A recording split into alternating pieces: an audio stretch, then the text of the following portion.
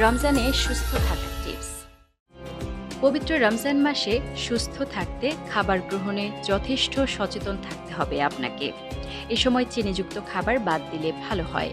এটা খুব তাড়াতাড়ি রক্তে চিনির মাত্রা বাড়িয়ে দেয় এবং ওজন বাড়ায়। তাই যথাসম্ভব চিনি ও চিনিযুক্ত খাবার কম খান। সরাসরি মিষ্টি না খেয়ে মিষ্টি ফল, পুডিং খাওয়া যেতে পারে। ঠিক ইফতারের সময় দুধের তৈরি মিষ্টি খাবার যেমন পায়েস, সেমাই ইত্যাদি এড়িয়ে চলুন। প্রয়োজনে ইফতারের শেষে এই ধরনের খাবার খেতে পারেন। তবে যদি মিষ্টি জাতীয় খাবার খেতেই হয় তাহলে বাইরে থেকে না কিনে বাসায় তৈরি করে খেলে ভালো হয়। কারণ লো ফ্যাট দুধ, কম চিনি ব্যবহারের ফলে খাবারে ক্যালোরির পরিমাণ নিয়ন্ত্রণে থাকে।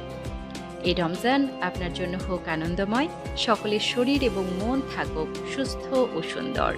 রমজান মোবারক।